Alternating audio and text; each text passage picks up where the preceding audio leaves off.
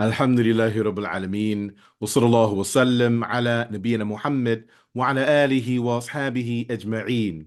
أما بعد, in this particular sitting, we're going to be discussing what campus life is like in the Islamic University of Medina, or at least my experience during the time that I was there. Now, the first thing that stood out to me concerning living or being a student on campus in the Islamic University of Medina was the diversity of students from all around the world. And at that time, as I recall, there were approximately 5 to 6,000 students that were there at the university, and peoples were there from countries that either you never heard of before or countries that you were vaguely familiar with. Although after being Muslim and being in Islam for a period of time, of course, these places become more familiar to you. But as an 18-year-old young man, meeting someone from Sri Lanka, for example, who is Muslim and a talib ilm and a student of knowledge, and this was amazing to me. Or from the Maldives, or from different places where these people were from. And I mean, every corner of the earth that you can think of, whether a Muslim country or a non-Muslim country, there are people that we met from those places. Like I recall a good brother and a friend of mine at that time was from Finland, for example. And I wonder where and what our dear brother Rashid is doing today. If you see this, my dear brother Rashid out there in Finland, holla at us, mashallah. I hear that he's doing something in law with the legal system in Finland at this time. But you meet people from India, you meet people from all over Eastern Africa and Western Africa and South Africa.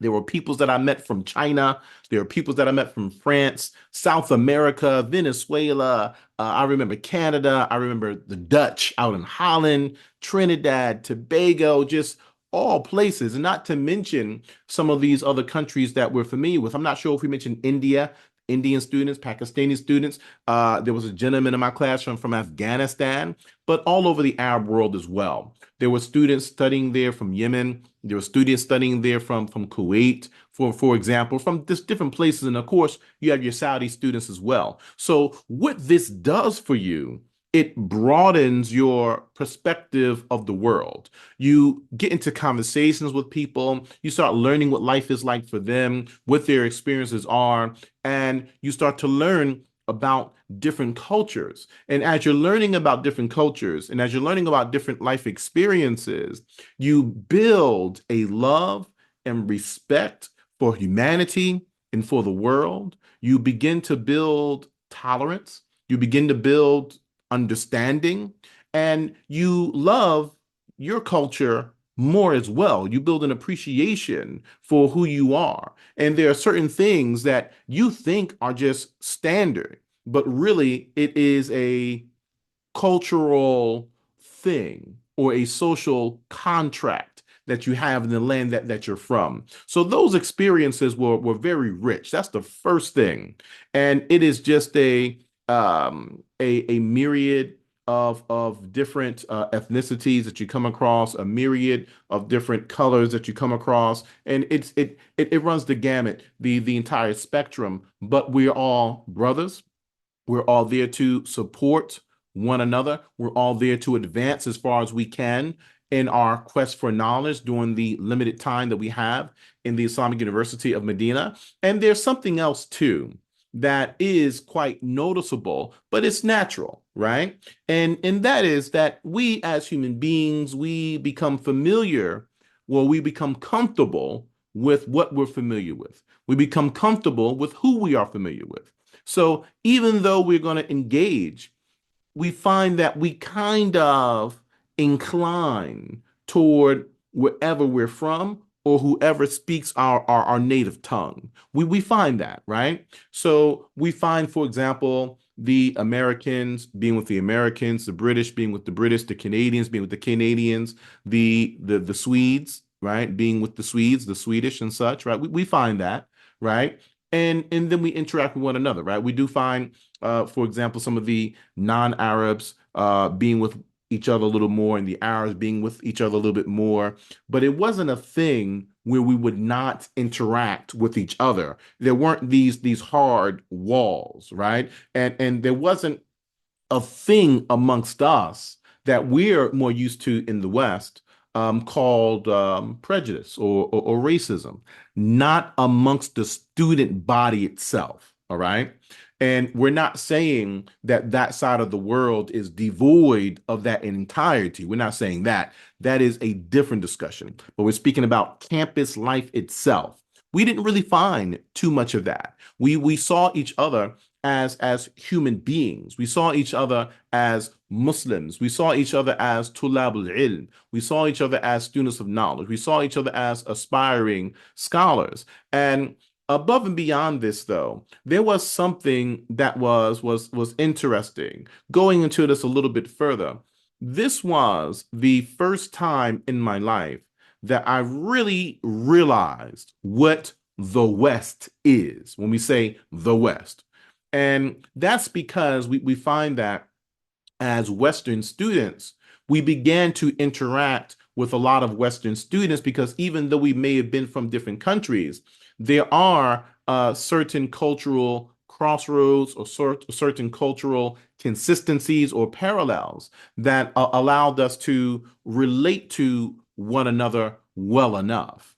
So during my time there, all of the Western students, we built a strong bond with one another. Several of those countries that I mentioned earlier. So there were students from the French, and some of my brothers from the French. I wish that we could get back together again and kind of catch up on how things have been the last 20 plus years since we've seen each other, right? There were brothers from Holland, brothers from Sweden, brothers from Britain and Canada and Wales and America and Trinidad and Tobago, and because again most of us spoke the English language, or even in some of those countries where English wasn't the first language, English was a strong second language. So a lot of them were familiar with the English language as well. And a lot of us became comfortable speaking in our native tongue as we were learning the Arabic language. But of course, as we began to grow in our Arabic language, then we would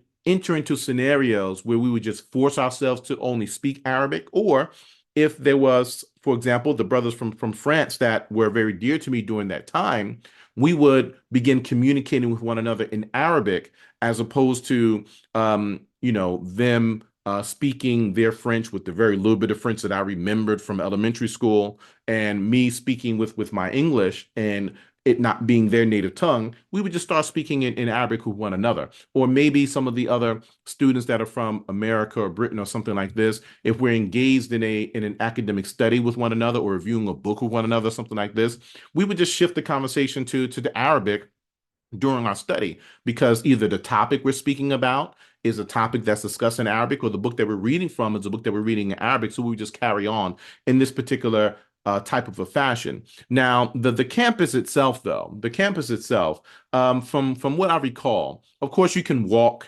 the entire of the campus. It is a nice size, but it's not huge, right? It's not like, for example, with certain colleges that we're familiar with here that may be in the city or in the suburbs. And in the city, maybe the college campus goes on for several city blocks, right? For example. Or if you're in suburbia, there is a very large landmass that the campus is built on, and maybe you have to drive from one section to another, or take you a little bit longer to walk. The campus in the Islamic University of Medina, you didn't need to drive to get anywhere, right? You can walk through the entire of the campus. Now, with this, though, I recall, of course, the big gates to enter. If you Google the Islamic University of Medina, one of the iconic images are the big gates where you enter into the university and drive on in.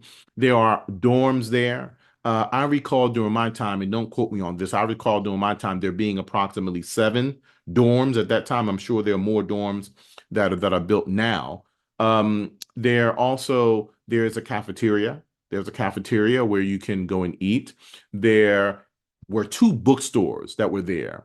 And the one that I remember, its name is Mu'ayyid, Mektabatul Mu'ayyid. I remember that particular bookstore, but there was a second bookstore as well, a smaller one on campus.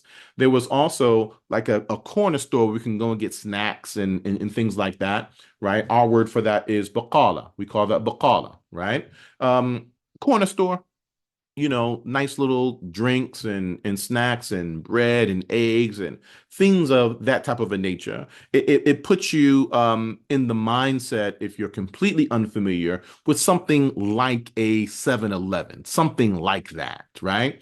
But if you are from either a smaller town or you live in the city, as you go through the city blocks, you're going to come across these corner stores, and it's somewhat similar to that. Of course, all of the products are products that are native to that particular side of the world and not to our side of the world. So the type of candy bars, the name brands, even some of the baked snacks and things like that, they're their own thing and their own name and in their own style.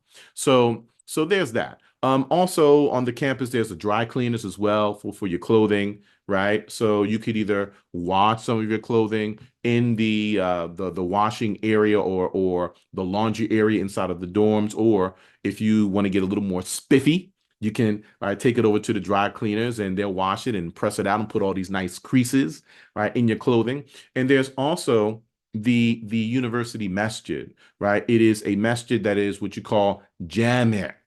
It is a central masjid for the university there, and it was a fairly large masjid, and it's where all the students will go to pray when you're on campus and things like that.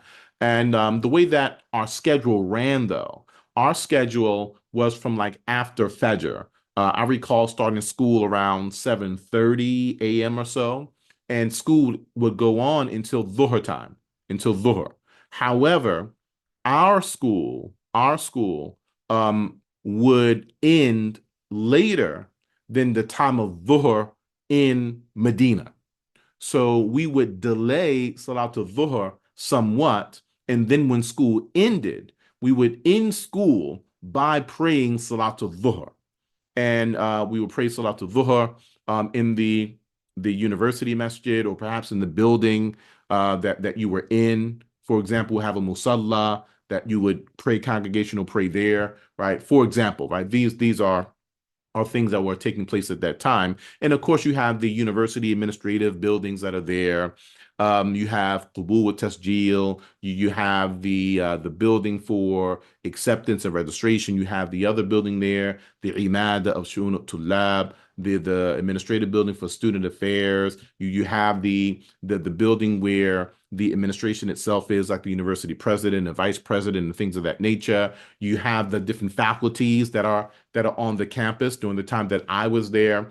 The faculties that I recall there being a middle school that the Islamic University of Medina had.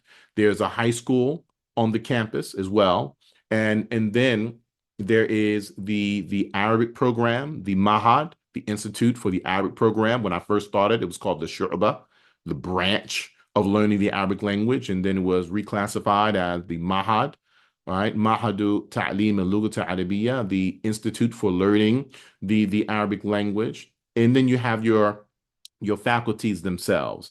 And the faculties that were present during my time there, they're in no particular order: the faculty of Quran, the faculty of Hadith, the faculty of Dawah and Usuluddin, the faculty of Aqidah, basically, the faculty of Sharia, which was my faculty. I started on a hadith track. I ended up on a Sharia track, and then there's a faculty of the Arabic language, and that's what I recall of the campus setup and how things were.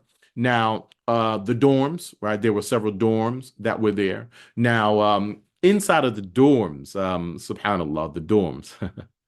Um, the dorms, the way that they're set up, they're set up as the duals or quads, right? So they're set up for two people to live in the space or for four people to live in the space. But the space wasn't really large.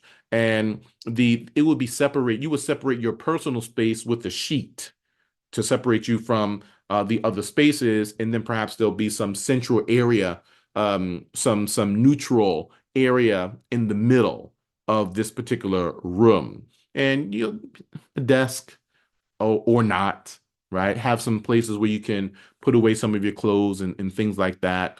A closet, but not a closet like not a closet like we're used to, like you walk into the closet. A closet that is its own physical space, that something similar to an armoire, right? Something similar to an armoire, right? Where it is a piece of furniture that serves as a closet, or you get that metal locker, right? Like we have the we have well, a locker, right? Something like a locker, that type of a mindset, right? And of course, hallways and different floors in the dorms and public bathrooms, right? Shared bathrooms, I should say, right? That was a thing. And there were cats, man. There were cats.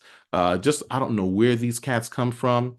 Just a whole lot of just stray cats all over the place, And these cats, they have their babies and things of that nature, right? So this was kind of all that was going on, right? And you come across the people from different places, different lands, and during the time that I was there was a period of time where you had certain brothers who were involved in the martial arts. As I stated, there were peoples there from China and the Far East and things like that. And they would go up on a roof and they would do the training of their martial arts, and you could join them if you wanted to, right? So a lot of this was going on. What comes to mind as well is in the central masjid of the university. Well, there will be lessons that would take place by different scholars who are professors in the university, but outside of university time, they would go there and they would teach and things like that. So a different there was a lesson schedule. If you wanted to follow certain lessons or all of them, you could go to the masjid and learn with different scholars when they were teaching different things. There were Quran teachers that were there, and the students will also help one another who are on different levels.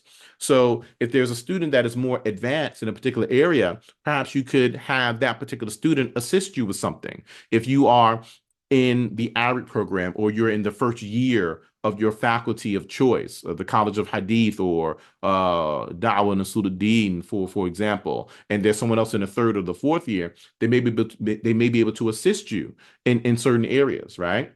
And during the time that I was there weren't many people, Westerners, in the at the master's and doctoral level. This is something that came as a bit of a later development and became a bit more common with peoples that I happen to have been around during that time that weren't at the college level yet, or excuse me, they weren't at the master's level yet, but they were at the bachelor's level.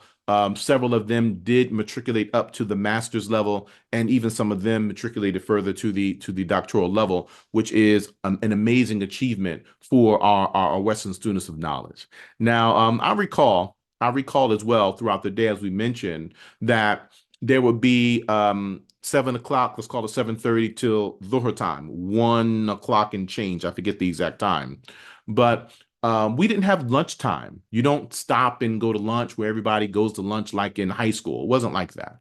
You're eating your lunch after you get out of school after Dhuhr. And we did have a major break time.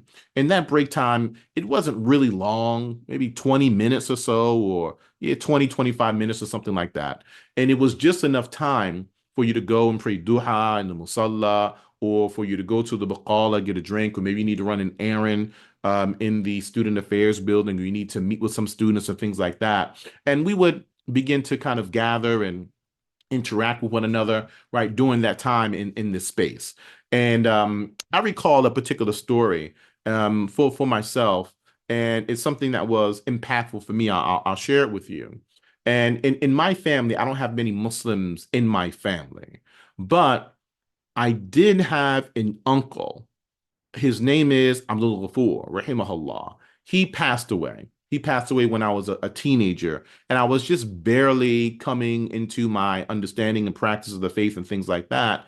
But he had eventually passed away. Now, me being a teenager at the time that he passed away, I wasn't able to properly handle his affairs. And unfortunately, my family buried him in accordance with the traditions that they knew, which is Christianity and American culture.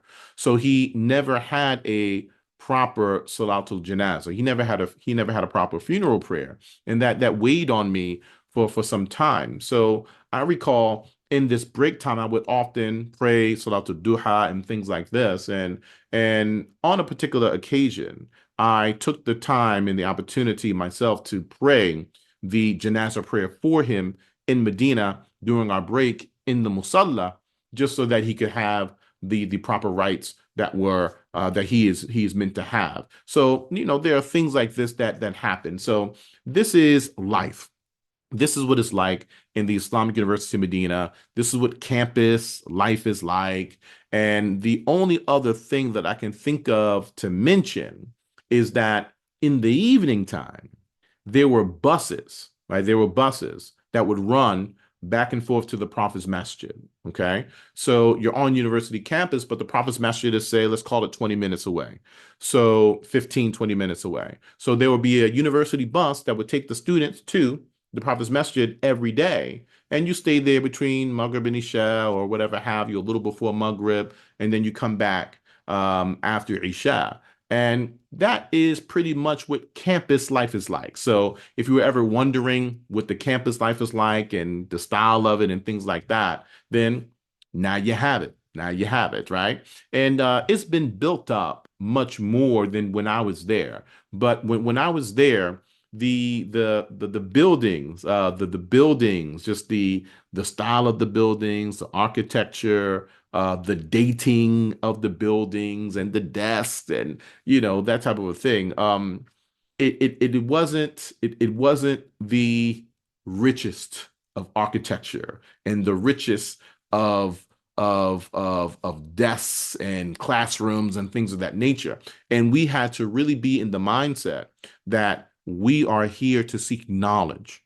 We're not here for the glitz and the glamour. We're not here for shiny things. We're here to have an experience and to grow in our faith and to grow in our practice and hopefully to grow in our ability to deliver Islam to our people upon our return. So again, that's what campus life is like, if you were wondering. Barakallahu feekum. We'll see you next time. Wassalamu alaikum wa rahmatullahi wa barakatuh. Wait, don't go anywhere yet. I appreciate you getting to the end of the video. I have a question for you. Do you have a desire in you to become a student of knowledge? Have you wanted to travel overseas or even get into an Islamic university, maybe even the Islamic University of Medina, but things didn't pan out for you? Maybe you wanted to learn the Arabic language, you learned some or none at all, and you just don't have the access that you need to get into the path of knowledge. Well, I have a gift for you. We have put together a program for you where we give you the experience that we had in the Islamic University of Medina, the actual courses in the Islamic University of Medina, remove all the barriers and just give you the experience. You don't have to know Arabic, you don't have to travel overseas, you don't have to get accepted in university. We are calling it the Medina Student Boot Camp. We give you that and so much more. This sounds like you? Click the link below. See you on the other side. Assalamu alaikum wa rahmatullahi wa barakatuh. Alhamdulillah, we are here giving a quick testimony of the Institute, Aqil Institute. We did some courses with the Sheikh. They're giving us the information from the Madinah University, bring it to us in the English language so we can understand it better, implement it into our lives, and teach it to our families and those who are around us. So alhamdulillah, we did a few courses with the Sheikh. We just want to give a quick testimony in reference to the course we're taking right now, about to finish. It's the From Muhammad to Now, reference to fiqh, the law, how the law was being developed from the time of Prophet Muhammad alayhi and to the present. So alhamdulillah, we learn a lot, and this is a one-stop, one-shop for your knowledge, if you will. But as we learn, like from the four imams, they also learn from each other. So you don't have to just stick to the one place. But this is a good place to start, and we are encourage, each and every one to, take some opportunity, take the time,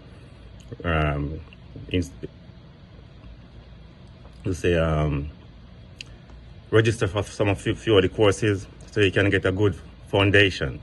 Many of us came into the deen, no background. We taking something from here and there. Now we have something here which is good, bringing the pure information from the time of Prophet Muhammad ﷺ until now. So I advise my brothers and sisters to take this opportunity to learn your deen from, you could say, the horse's mouth, from the time from Prophet Muhammad ﷺ, given to the Sahabas, given to those who came after him, and it is reaching us now, so we can learn. So alhamdulillah, we taking these opportunities from our Sheikh and from the Institute, Aqil Institute.